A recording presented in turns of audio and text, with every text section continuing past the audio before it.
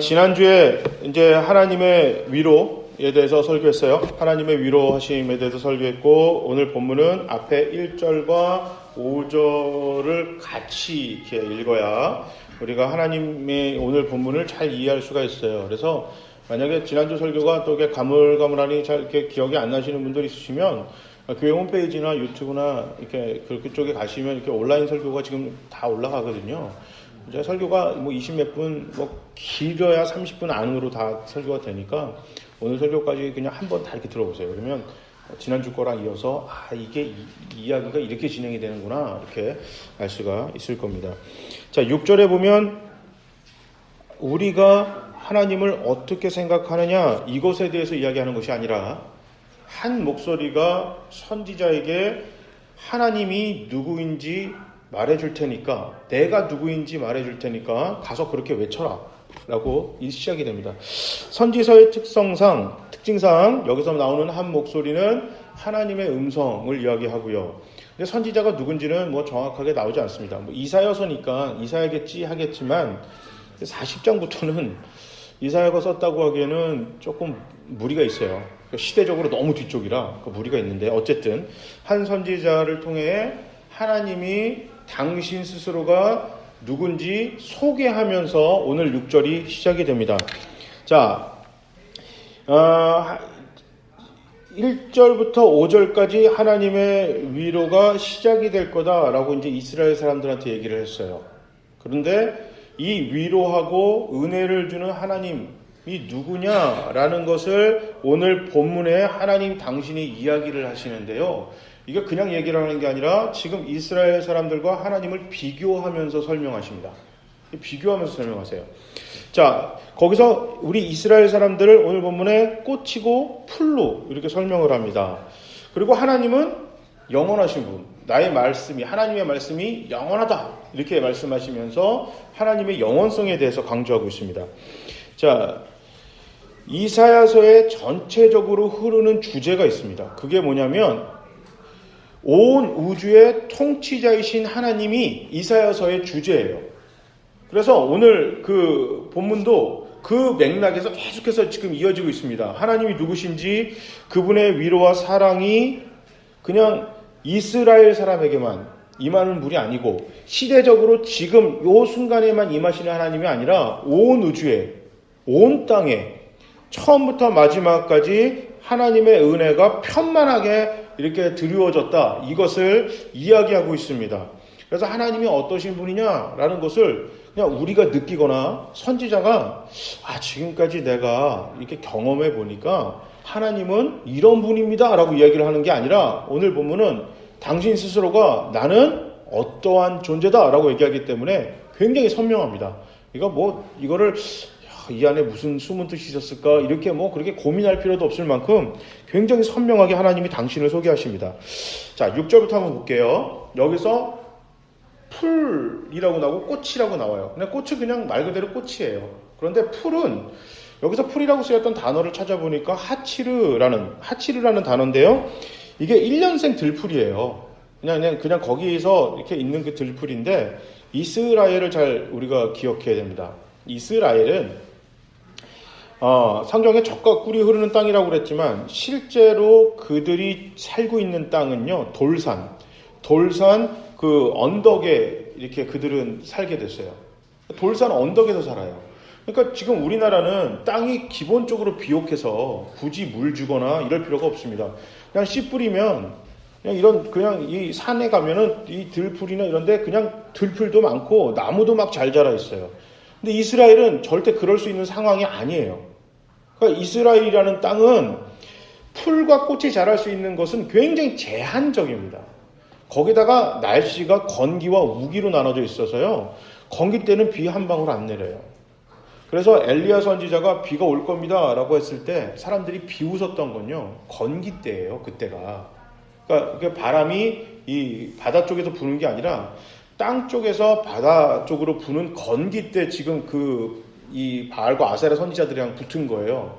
그러니까 일평생 몇십 년, 몇백 년 동안 그때는 비가 내린 적이 없어요. 그 땅에는. 그런데 비가 내린다니까 비웃은 거거든요. 그런데 바람이 방향이 바뀌면서 그 엘리야 선지자가 바람이 어디서 부냐? 계속 묻는 게 뭐냐면 바다에서 절대 불지가 않아요. 기후상. 그런데 바다에서 바람이 붑니다. 딱 나오자마자 하나님이 역사하시는구나. 가자 그래요. 비 보고 간 게 아니에요. 그냥 바람이 바뀌자마자 움직입니다. 사람들도 이상하게 생각했겠죠. 바다에서는 바람이 불면 안 되거든요. 그 시기는. 근데 그만큼 이스라엘은 비가 안 내려요. 그렇기 때문에 그냥 꽃이 자랄 수 있는 게 굉장히 제한적입니다. 그리고 이게 그 우기 때 잠깐 폈다가 건기 때 바짝 다 죽어버려요. 그러니까 오늘 본문에 이스라엘 사람들을 비교하면서 너희들이 들의 풀과 들의 꽃과 같다. 그렇게 얘기를 하시면서 6절 마지막에 아름다움이를 쓰는데 여기서 그 아름다움이라는 단어가 하스도라는 단어인데 그 단어가 어디서 나왔냐면 헤세드라는 단어에서 나와요. 헤세드라는 말은 구약 성경에 하나님의 자비, 하나님의 은혜를 쓸 때만 특별하게 쓰이는 단어예요. 그런데 오늘 본문에 하나님이 이스라엘 사람들과 자기를 비교하면서 그러니까 쉽게 말하면 감히 이스라엘 사람들한테 하나님에게만 사용하는 단어를 썼어요. 그러니까 이 말은 하나님이 의지를 가지고 이스라엘과 당신을 비교하겠다라는 강력한 의지를 보여주십니다. 그러니까 너희들의 아름다움은, 너희들의 헤세드는, 너희들의 자비는, 너희의 사랑은 너희 동네에 지금 피고 있는 이 들풀과 꽃과 같이 한계적이고 제한적이고 일시적이다. 지금 이 이야기를 합니다. 그러면서 7절에 이 백성은 풀에 지나지 않는다. 이렇게 얘기를 하세요. 그러니까 아까 말했던 그 풀밖에 안 된다라고 얘기를 하시는 게 이스라엘 사람들을 하찮게 보시는 게 아니라 바로 6절에서 얘기한 그들의 사랑, 그들의 자비, 그들의 위로, 그들의 모든 마음 자세가 그렇게 들풀과 같이 한계적이라는 거예요. 한정적임을 지금 다시 한번 강조하는 거예요. 하나님이 아시는 거예요. 지금 이스라엘이 너무 힘드니까 지금에 와서 하나님을 찾아요. 전부터 하나님을 계속 찾은 게 아니라 어려울 때만 하나님을 찾아요. 그러니까 너희가 나를 사랑하는 게 지금뿐이라는 걸 안다는 거예요, 하나님이. 너희가 매번 나를 그렇게 그냥 계속해서 믿음 생활을 잘하고 한 게 아니라 지금 반짝 나한테 잘 보이려고 믿음 생활하고 지금 한시적으로 나에게 기도하고 나에게 의지한다. 내가 그거 안다. 하나님 그 얘기하는 거예요. 왜냐하면 지금 이스라엘이 그랬거든요.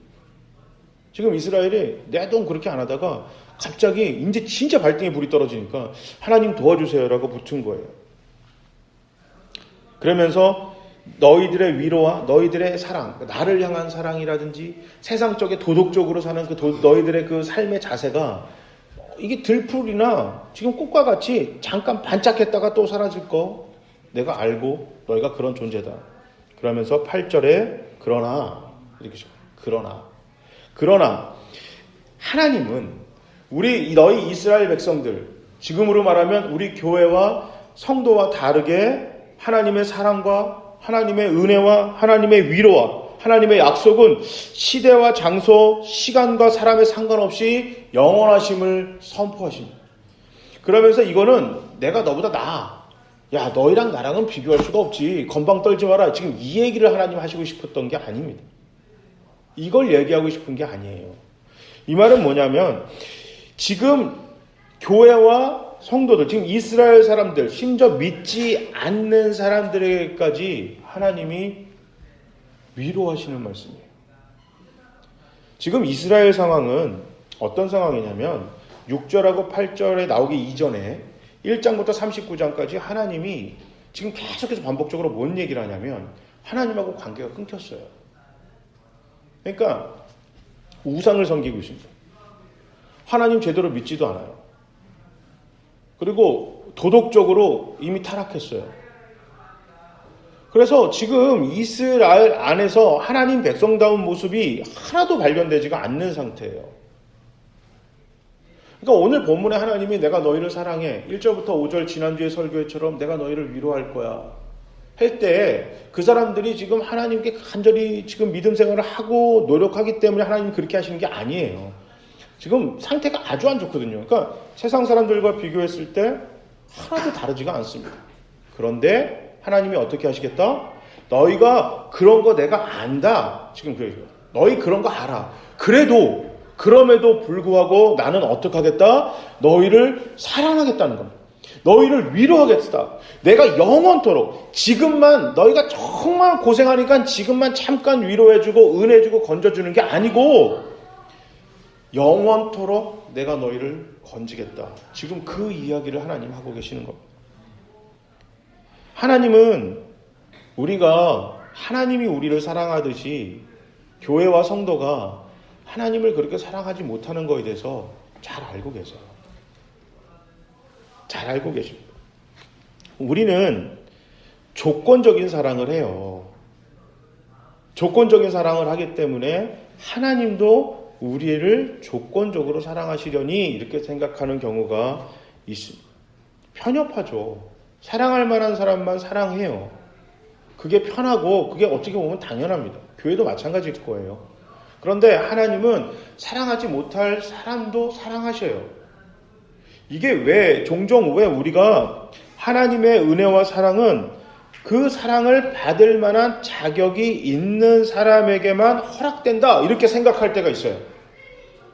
그러니까 그냥 누구나 다 하나님의 사랑과 위로를 받는 게 아니고 그거를 받을 만한 사람들에게만 하나님이 위로하시고 은혜 주실 거야 라고 착각할 때가 있어요. 그것이 맞다면 오늘 본문의 이 구절은 나올 수가 없습니다. 이스라엘은 지금 그 상태가 아니기 때문이에요. 그럼에도 불구하고 하나님은 이스라엘을 조건적으로 사랑하시겠다 이렇게 하시는 것이 아니라 내가 조건 없이 너희 사랑할 거다. 내가 영원토록 그냥 사랑할 거다. 나는 그런 존재라는 거예요. 지금 이스라엘이 오해하고 있는 거예요. 하나님에 대해서. 그래서 이 말씀이 지금 오늘 이사야서만 나오는 게 아니라 창세기부터 요한계시록까지 하나님이 주구장창 계속하는 이야기인데 이게 교회도 성도도 세상도 하나님에 대해서 오해하고 있어요. 하나님도 우리처럼 조건적인 사랑을 하려니 합니다. 왜냐하면요, 우리가 사랑과 기쁨을 혼돈해서 그래요. 사랑과 기쁨은. 사랑은 존재에 대한 반응입니다. 존재에 대한 반응. 그리고 기쁨은 행함이나 소유에 대한 반응이에요. 이건 두 개가 다릅니다. 이거를 선명하게 구분을 해야 우리가 신앙생활을 하든 이 땅에서 사람들과의 관계를 맺을 때 이게 오해하거나 잘못된 이게 착각이 안 빠지는데요. 자, 하나님은 우리가 이 땅에 존재한다는 그 이유만으로 누구나 사랑하세요. 누구나. 이게 굉장히 중요해요. 우리는 조직화가 되고 멤버십이라고 하죠. 이렇게 어떠한 사람들 안에 내가 이게 어디 소속이냐가 굉장히 중요하기 때문에 이게 하나님이 조건 없이 사랑하는 게 아니라 하나님은 조건 있이 사랑할 거다 생각을 해요. 교회. 그래도 세상이랑 교회랑 비교하면 하나님이 교회를 더 사랑하시겠지. 아이고, 그래요. 당연하겠지. 자, 오늘 교회를 처음 나온 사람보단 그래도 오랫동안 신앙생활한 사람을 하나님이 더 사랑할 거야. 그죠? 신앙적인 생활을 더 많이 한 사람을 그렇지 않은 사람보다 하나님이 더 사랑할 거야 라고 그렇게 생각을 해요. 왜냐하면 기쁨이랑 혼동돼갖고 그렇게 생각하고 사랑은 존재에 대한 반응입니다. 그래서 성경은 요한복음에서도 그렇고 로마서에서도 그렇고 뭐라 그랬어요? 요한복음 하나님이 세상을 이처럼 사랑하는데 어떻게 사랑해요? 자기 하나뿐이 없는 아들을 우리에게 주어서 그가 고생하고 십자가에서 죽을 만큼 우리를 사랑하세요. 그래서 누구든지 그것을 믿으면 누구나예요. 누구나. 그러니까 하나님은 누구나를 사랑하세요. 로마서 5장 8절에 보면 우리가 아직 죄인이었을 때 이게 뭐냐면 예수 안 믿을 때 그가 우리를 먼저 사랑하셔서 이게 대단하신 거예요. 내가 하나님을 사랑하기도 전에 하나님을 믿기도 전에 하나님이 우리를 먼저 사랑하셔서 그리스도가 십자가에서 자신을 죽음으로 우리에 대한 사랑을 증거했다라고 성경은 이야기합니다. 그러니까 하나님은 누구나 사랑하세요. 문제는 우리가 누구나 사랑하지 못해서요. 우리는 어떤 사람만 사랑해요. 그러니까 하나님도 어떤 사람만 사랑하겠지라고 오해합니다. 그 이유가 아까 말했던 기쁨과 착각해서 그래요. 기쁨은 행함과 소유에 대한 반응이라 했죠. 시험을 잘 보면 기뻐요. 월급이 들어오면 기쁘고요. 내가 원하는 것을 누가 선물로 주거나 내가 돈 주고 사면 기쁩니다. 그죠? 상대방이 내가 좋아하는 것을 했을 때 기뻐요. 그래서 교회와 성도가 하나님이 원하는 대로 살면 하나님이 기뻐하시고요. 그렇게 하지 못할 때 슬퍼하세요. 때로는 화도 내세요. 왜냐하면 기쁘지 않기 때문이에요. 사랑하지 않기 때문이 아니라 기쁘지 않아서 그래요. 그런데 사탄은 이거를 가지고 교묘하게 틀어버립니다. 어떻게 틀어버리냐면 우리가 하나님을 기뻐하지 못하게 만들었기 때문에 그분이 더 이상 너를 사랑하지 않을 거야 이렇게 생각을 하게 만들어요. 쟤보다 나를 하나님이 좀 더 사랑할 거야 저 사람보다. 왜냐하면 내가 하나님을 좀 더 기쁘게 하니까. 이런 착각에 빠지게 만듭니다. 이게 그 착각에 빠지게 만들면서 그 어떤 이 부작용을 갖고 오겠냐면 하나님의 사랑과 은혜, 위로, 누구나를 사랑하시고 누구나에게 은혜 베푸시길 원하시고 누구나를 위로하길 원하시는 하나님의 그 마음을 왜곡시켜요. 그래서 나뿐만 아니라 다른 사람도 하나님과의 관계가 제대로 맺지 못하게끔 만들어요. 그러면서 자꾸 사랑을 왜곡시켜요. 행함으로 사랑을 증명시키려고 굉장히 노력합니다. 그러면 어떻게 되냐면 내가 하나님하고 관계가 좋을 때는 오늘 본문에 나오는 것처럼 하나님의 사랑과 은혜와 위로를 아주 그냥 뻔뻔하게 우리가 요구해요. 그런데 내가 상태가 안 좋으면 내가 기도 안 해요. 자꾸 누구한테 기도 부탁해요. 왜냐면 이 사람이 이렇게 그래도 이렇게 얼굴이 있지. 이렇게 벼룩도 낯짝있지. 내가 이거 하나님한테 이거 어떻게 부탁하냐. 이렇게 생각을 하게끔 만들어요. 누가? 사탄이. 내 안에서 계속 그런 갈등을 와서 내가 하나님 앞에 기도하고 하나님 앞에 다가가는 거를 내 스스로가 막아요. 이게 뭐 천주교도 아닌데 자꾸 목사한테만 와서 기도 부탁해요. 자기는 기도 안 하고. 뭐 부모님한테 대신 기도 부탁을 해요. 나는 기도를 계속 안 하는 거예요. 그럼 어떻게 되냐면 하나님의 사랑과 위로가 정말 우리에게 임했단 말이에요. 그러면 어떻게 우리가 오해를 하냐면 목사님한테 기도 부탁을 해서 우리 부모님이 기도해 줘서 내가 하나님을 이렇게 기도하고 하나님이 나를 불쌍히 여기시고 나를 사랑하셔서 들어줬다가 아니라 우리 엄마가 기도해서 우리 아빠가 기도해서 우리 목사님이 기도해서 내가 이 교회를 다녀서 하나님이 잘해주는 거야 라고 착각을 하게 만들어요. 그러니까 어떻게 되냐면 나랑 하나님과에 자꾸 누가 껴야 돼요. 사탄이 자꾸 왜곡시켜서 하나님은 어떻게 해요? 하나님은 편애하는 존재로 만들어요. 누구를 조금 더 사랑하는 사람. 더 누군가에게 잘해주는 거. 세상의 조건을 소유할 때 세상에 우리가 원하는 그 조건이 만족되어질 때 하나님이 우리를 사랑하는 게 되는 거고 그 사랑에 감사하는 조건적 사랑으로 교회와 성도가 변질됩니다. 그러니까 굉장히 조건적이에요. 감사도 사랑도 은혜도 엄청나게 조건적입니다. 그래서 어디까지 가냐면 구원까지 가요. 그게 하나님 말씀을 잘 행해야 말씀대로 잘 살아야 구원받는다. 구원은 은혜잖아요. 은혜는 조건이 없어야 돼요. 여러분 월급 받는 걸 은혜라고 생각하는 사람이 있나요? 기브앤테이크죠. 내가 한 만큼 받는 거죠. 은혜는 뭐예요? 안 해줘도 되는데 하는 게 은혜거든요. 그런데 은혜를 자꾸 조건적으로 이렇게 바꿔요. 그래서 이게 교회에서 구원도 자꾸 조건적으로 바꿔요. 조건부를 달아요.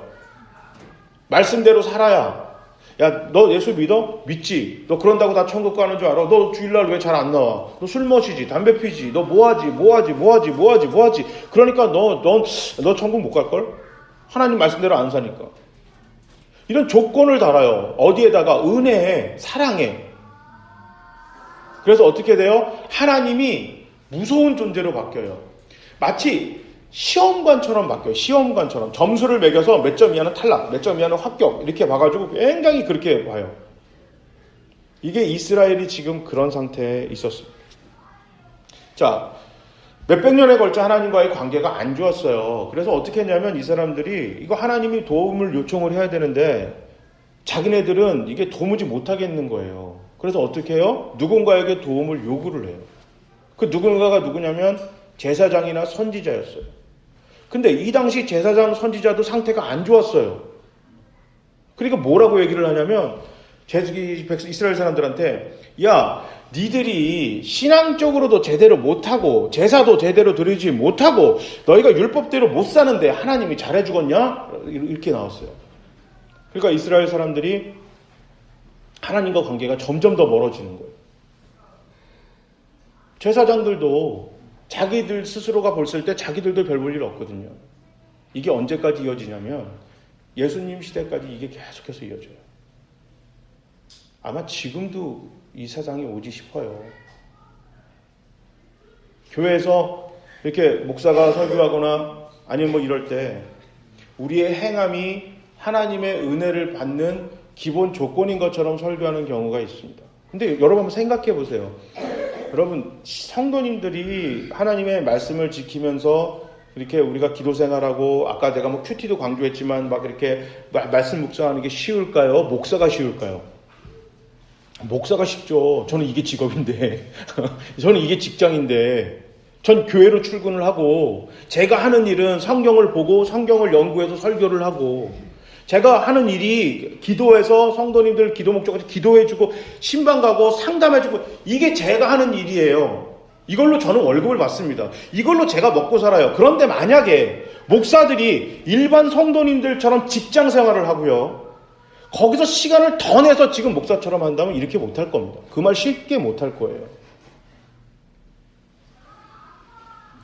내가 하기 때문에 하나님의 사랑과 은혜를 조건부로 달아버렸어요. 자, 이게 너무 답답하신 거예요, 하나님이.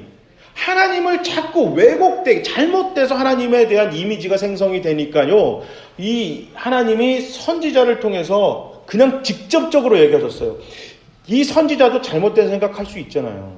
그러니까 야, 너 생각 넣지 말고 가서 그대로 전해라. 내가 누구냐면 하나님이 영원토록 들의 풀과 꽃과 다르게 영원토록 하나님이 모든 사람들을 축복하고 사랑하는 존재다. 이것을 지금 하나님이 그냥 가서 선포하라고 그런 거예요. 니들이 그렇게 생각하고 생각하지 않는 게 중요하지 않아요. 너희가 그렇게 느끼고 너희가 그렇게 배우고가 중요한 게 아니라 그냥 있는 그대로 선포하라는 겁니다. 내가 그런 존재다. 오늘 추수감사절입니다. 이 성서시대 때는요. 감사절은 특히 추수감사절은 떠돌던 사람들이었잖아요. 정착민이 됐어요. 그래서 땅이 생기고 집이 생겼어요. 추수한 곡식이 생기게 됐잖아요. 그러니까 그 자체, 그 사실, 여기까지 인도하신 하나님, 그 하나님을 감사한 거예요. 그것을 감사한 거예요. 세상의 조건을 감사한 게 아니라 하나님을 감사했어요. 하나님이 나의 하나님, 우리의 하나님 되어주심을 감사했어요. 그래서 앞으로도 나의 하나님, 우리 하나님이 되어주세요. 이것을 감사한 그 감사절을 지키라고 했습니다. 그런데 왜곡됐어요. 시간이 지나면서. 추수한 곡식이 그 양에 따라서 하나님께 대해서 감사하기 시작했어요. 그러니까 곡식이 많이 추수하면 더 감사하고 내 생각보다 별론데? 그러면 감사를 덜 합니다. 내가 몸이 건강하면 더 감사하고 몸이 좀 아프면 감사를 덜 하는 거예요. 하나님이 아니라 조건에 대해서 감사하게 됐어요. 그래서 그들이 하나님도 우리를 조건 있게 사랑하시겠지라고 착각하게 됐습니다. 우리 교회와 지금 이 자리에 있는 우리 모두는 오늘 성경에 나오는 이스라엘과 같은 실수를 하지 않아야 합니다. 성경에서 말하는 감사의 목적을 잃지 마시기 바랍니다. 우리도 마찬가지로 죄의 배에 타서 세상을 떠돌아다니던 사람이었습니다. 그런데 하나님 먼저 잘해주시고 먼저 사랑해주셔서 우리를 하나님의 배로 옮기셨고 그곳에 우리를 심으셨어요. 거기서 정착민이 됐어요. 그래서 세상에서 나올 수 없는 하나님에게만 심겨있을 때 나오는 열매를 맺으며 그것을 먹고 살아가고 있습니다. 여러분 그 자체, 그 사실을 감사해야만 하는 것입니다. 이거를 잊어버리면 우리가 조건부에 따른 감사만 하게 됩니다. 절기 때만 감사헌금하고 감사하는 걸로 그냥 만족하는 거예요. 추수감사절, 부활절, 크리스마스 그 다음에 우리 뭐 신년, 이거 무슨 생각해요? 특별 헌금하는 날, 특별 헌금 한번 하면 되게 뿌듯한 거예요. 안 하면 좀 찝찝하고. 그래서 내가 이번에 월급을 좀 많이 받거나 보너스 좀 받거나 내가 상태가 괜찮아졌어요. 우리 자녀가 수능 잘 보고 뭐 이렇게 그 회사에서 이제 뭐 이렇게 올라가요. 그러면 추수감사절 헌금 듬뿍 하고, 그렇지 않으면 뭐 적게 하고, 평소에 감사헌금 그렇게 해가지고 뭐 하면 하고, 그러니까 세상의 조건으로 하는 거죠. 그러다 보니까 내 안에 감사가 아주 드물어요. 여러분, 하나님이 나의 하나님, 우리의 하나님, 우리가 잘하든지 못하든지 상관없이 여전히 나를 똑같이 사랑해 주시는 그 하나님이 나의 구원자 되시고 우리 교회의 주인이신 것을 항상 감사하시길 바랍니다. 이거를 놓치고 살면 오늘 본문에 하나님이 너무너무 답답해 하셨던 것처럼 내가 누구냐라고 했던 그거에 대해서 완전 까먹고 내가 생각하는 하나님만 바라보고 가요. 하나님은 그거 아니라고 하는데도. 안타깝죠. 여러분, 조건적이지 않은 우리 하나님을 사랑합시다. 우리가 예수 믿기도 전에 먼저 우리를 사랑하신 그 하나님을 감사합시다. 나를 구원하기 위해서 이 낮고 낮은 땅까지 쉬지 않고 불이 나게 내려와 십자가 죽으시고 부활하신 그분의 은혜에 감사합시다. 조건적이지 않고 무조건적이고 제한적이 아니고 한계가 없으시고 순간적이지 않으시고 영원하신 우리 하나님에게 우리의 감사를 심읍시다. 우리의 삶을 거기에 세웁시다. 우리 교회를 왜곡되지 않은 하나님의 사랑, 변질되지 않은 하나님의 은혜, 착각에 빠진 하나님의 위로, 순수히 성경에서 이야기하는 하나님의 그 마음에 우리 교회와 여러분의 삶과 내 꿈과 우리의 모든 기대를 거기에 오롯이 세워서 하나님의 기대와 하나님의 사랑이 다른 어떤 것에 가리워서 그 햇빛이 쬐지지 않는 그런 안타까운 일이 없는 하나님의 사랑 꼭 붙들고 거기에 올바로 서 있는 우리 모두가 되시기를 주님의 이름으로 축복합니다.